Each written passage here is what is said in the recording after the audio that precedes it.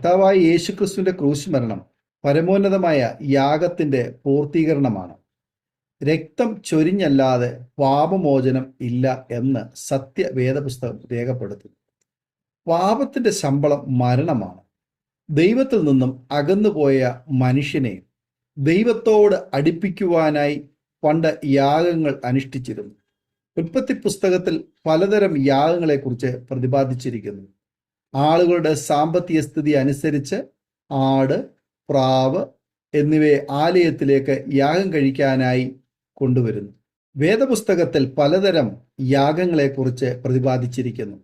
ആളുകളുടെ സാമ്പത്തിക സ്ഥിതി അനുസരിച്ച് ആട്, പ്രാവ് എന്നിവയെ ആലയത്തിലേക്ക് യാഗം കഴിക്കാനായി കൊണ്ടുവരുന്നു. ആണ്ടിലൊരിക്കൽ മഹാപുരോഹിതൻ ജനങ്ങളുടെ പാപപരിഹാരത്തിനായി പാപപരിഹാര ബലി അർപ്പിക്കുന്നു.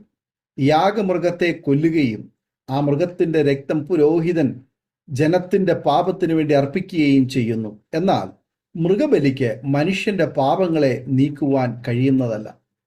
കാളകളുടെയും ആട്ടുകൊറ്റന്മാരുടെയും രക്തത്തിന് പാപങ്ങളെ നീക്കുവാൻ കഴിയുന്നതല്ല. എബ്രായർക്ക് എഴുതിയ ലേഖനം 10-ാം അധ്യായം അതിന്റെ 4-ാമത് വചനം. എന്നാൽ സാക്ഷാൽ ദൈവപുത്രൻ മനുഷ്യർക്ക് വേണ്ടി കാൽവരി ക്രൂശിൽ യാഗം കഴിച്ചതിനാൽ ഇനി മറ്റൊരു യാഗം ആവശ്യമില്ല.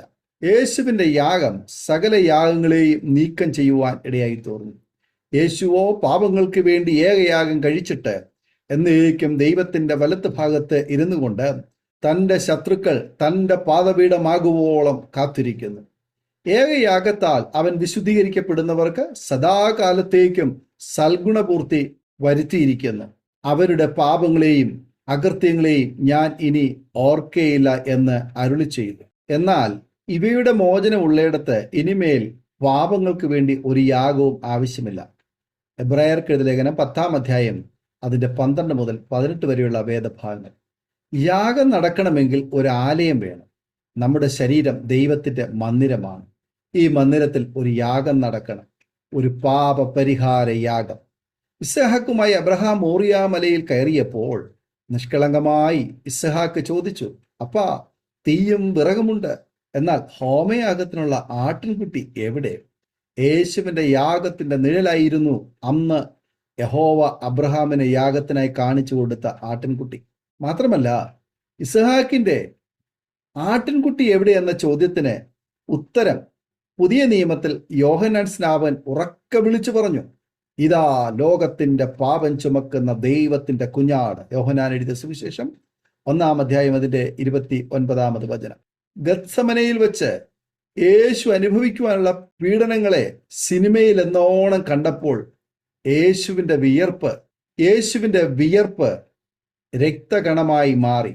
ഇതിനെ ഹെമാട്രിഡോസിസ് എന്ന് പറയും. അത്യന്തകമായ മാനസിക വ്യതകളാൽ രക്തക്കുഴൽ പൊട്ടുകയും അത് വിയർപ്പായി ഒഴുകുകയും ചെയ്യും.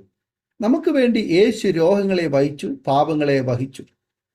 നാം ഇന്ന് യേശുവിൻ്റെ കൂടെയാണോ, അതോ യേശുവിനെ ക്രൂശിച്ച സദൂക്യരുടെയും പടയാളികളുടെയും പുരോഹിതന്മാരുടെയും പീലാത്തോസിന്റെയും കൂടെയാണോ? നാം യേശുവിൻ്റെ ക്രൂശീകരണത്തിന് ഇന്നും കാരണക്കാരായി നിലകൊള്ളുന്നുണ്ടോ? താൽക്കാലിക നിലനിൽപ്പിനു വേണ്ടി ദൈവീയ പ്രമാണങ്ങൾ കൈവിടിയുമ്പോൾ, മറ്റുള്ളവരോട് വെറുപ്പും ശത്രുതയും പുലർത്തുമ്പോൾ, അവരിൽ കുറ്റമില്ലെന്നറിഞ്ഞിട്ടും കുറ്റം ആരോപിക്കുമ്പോൾ, അന്യായമായി മറ്റുള്ളവരെ നിന്ദിക്കുകയും പരിഹസിക്കുകയും ചെയ്യുമ്പോൾ, സ്വന്തം മാതാപിതാക്കളെയും സഹോദരങ്ങളെയും കൈവിടിയുമ്പോൾ, ദൈവിക പ്രമാണങ്ങൾ കൈക്കൊള്ളാതെ ഹൃദയം കഠിനമാക്കുമ്പോൾ, നാം യേശുവിനെ കൊല്ലുവാൻ തക്കം നോക്കി പ്രവർത്തിച്ച പരീശന്മാരുടെയും സദൂക്യരുടെയും പക്ഷം ചേരുകയാണ് ചെയ്യുന്നത്. നാം അവരോടൊപ്പം നിന്ന് യേശുവിനെ ക്രൂശിക്കുകയാണ് ചെയ്യുന്നത്.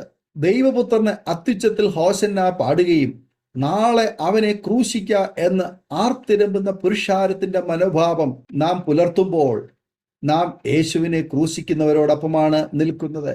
സത്യമെന്നാൽ എന്ത് എന്ന് ലാഘവ ബുദ്ധിയോട് പറഞ്ഞൊഴിഞ്ഞ് പൊതുജനാഭിപ്രായം ഭയന്ന് നട്ടല്ലില്ലാതെ നീതിവിരുദ്ധമായ തീരുമാനം കൈക്കൊണ്ട പീലാത്തോസിന്റെ നിലപാട് ജീവിതത്തിൽ കൈക്കൊള്ളുമ്പോൾ നാം യേശുവിൻ്റെ ക്രൂശിന് കാരണക്കാർ ആകുകയാണ്.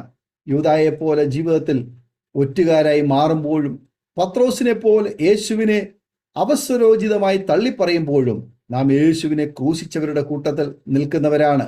നാം ജീവിതത്തിൽ യേശുവിനെ ഒറ്റപ്പെടുത്തി ഏകാന്തതയിൽ വിട്ടിട്ടുണ്ടോ? യേശുവിനെ കൂടെ കൊണ്ടുപോകാൻ സാധിക്കാത്ത വിനോദ രംഗങ്ങളിൽ നാം ഏർപ്പെട്ടിട്ടുണ്ടോ? കൂട്ടുകാരോടൊത്തുള്ള പൊട്ടച്ചൊല്ല്, ചീത്ത, കളി, തമാശകൾ ഇവയിലൊന്നും യേശുവിനെ കൂട്ടാറില്ലല്ലോ. ചിന്തകളിലും ഭാവനകളിലും അശുദ്ധി കടത്തിവിടുമ്പോൾ യേശുവിനെ ഹൃദയത്തിൽ നിന്നും പറഞ്ഞു വിടുകയല്ലേ നാം ചെയ്യുന്നത്? ഏത് ദുഷ്പ്രവർത്തികൾ നാം ചെയ്യുമ്പോഴും യേശുവിനെ നാം ക്രൂശിക്കുകയാണ്. പൗലോസ് അപ്പോസ്തലൻ പറഞ്ഞു, എൻ്റെ ക്രൂശില്ലാതെ എനിക്ക് പ്രശംസിപ്പാൻ ഒന്നുമില്ല. പൗലോസ് അപ്പോസ്തലൻ പറഞ്ഞു, എൻ്റെ ക്രൂശില്ലാതെ എനിക്ക് പ്രശംസിപ്പാൻ ഒന്നുമില്ല എന്ന്. യേശുവിൻ്റെ അമ്മയും യോഹന്നാനും ക്രൂശിനോട് ചേർന്ന് നിന്നു. എപ്പോഴും യേശുവിൻ്റെ മാറോട് ചാരി നിന്നിരുന്ന അരുമ ശിഷ്യൻ യോഹന്നാൻ മറ്റുള്ള ശിഷ്യന്മാരെല്ലാം പ്രാണഭയത്താൽ ഓടി ഒളിച്ചപ്പോഴും ക്രൂശിനോട് പറ്റിച്ചേർന്ന് നിന്നു. ജീവിതത്തിൽ പ്രതികൂലങ്ങളാകുന്ന കൊടുങ്കാറ്റിൽ കഷ്ടതകളും വേദനകളും രോഗങ്ങളും സഹനങ്ങളും നമ്മെ ഞെരുക്കുമ്പോൾ യേശുവിൻ്റെ പക്ഷത്ത് ക്രൂശിനോട് ചേർന്ന് നിൽക്കാൻ നമുക്ക് കഴിയുമോ? എങ്കിൽ യോഹന്നാന് സിദ്ധിച്ച സ്വർഗീയ ദർശനം നമുക്കും പ്രാപിക്കുവാൻ കഴിയും. തന്നെത്താൻ ത്യജിച്ച് സന്തോഷത്തോടെ തൻ്റെ ക്രൂശും എടുത്ത് വരുന്നവരെ നോക്കി യേശു ഇങ്ങനെ പറയും, നിങ്ങളാകുന്നു എൻ്റെ പരീക്ഷകളിൽ എന്നോടുകൂടെ നിലനിന്നവർ. എൻ്റെ പിതാവ് എനിക്ക് രാജ്യം നിയമിച്ച് തന്നതുപോലെ ഞാൻ നിങ്ങൾക്കും നിയമിച്ചു തരുന്നു. ലൂക്കോസിന്റെ സുവിശേഷം 22-ാം അധ്യായം 28-29 വാക്യങ്ങൾ. ആ നല്ല രാജ്യത്തിനായി നമ്മുടെ ക്രൂശ് വഹിച്ച് പ്രത്യാശയോടെ മുന്നോട്ട് പോകാം. ഈ വചനങ്ങളാൽ ദൈവം നമ്മെ എല്ലാവരെയും അനുഗ്രഹിക്കുമാറാകട്ടെ. ആമേൻ. ഓർമ്മയുടെ മനോരഥത്തിൽ മായാത്ത ഓർമ്മയ്ക്കായി അരോമ മാട്രിമോണിയിൽ നിന്നും ജീവിത പങ്കാളിയെ കണ്ടെത്തൂ. നിങ്ങൾ ഒരു ക്രിസ്തീയ ജീവിത പങ്കാളിയെ അന്വേഷിക്കുകയാണോ? അതോ മക്കൾക്ക് അനുയോജ്യമായ ഒരു തക്ക തുണയ്ക്ക് വേണ്ടി പ്രാർത്ഥിക്കുന്ന വ്യക്തിയാണോ? എങ്കിൽ അരോമ മാട്രിമോണി നിങ്ങൾക്ക് വേണ്ടിയാണ്. ഇന്നു തന്നെ സൗജന്യമായി രജിസ്റ്റർ ചെയ്യൂ. അരോമ മാട്രിമോണിയുടെ പ്രത്യേകതകൾ: രജിസ്ട്രേഷൻ തികച്ചും സൗജന്യം. ലോകത്തെവിടെയുമുള്ള അനുയോജ്യമായ ക്രിസ്തീയ ജീവിത പങ്കാളിയെ തിരഞ്ഞെടുക്കാം. വിവാഹം നടക്കുന്നതുവരെ സർവീസ് ലഭിക്കുന്നു. ഏറ്റവും ചെറിയ പാക്കേജുകളും തിരഞ്ഞെടുക്കാം. അരോമ മാട്രിമോണി നിങ്ങൾക്കായി ഒരുക്കുന്നു വിവാഹം പരമാനന്ദം. Email aroma matrimony2020@gmail.com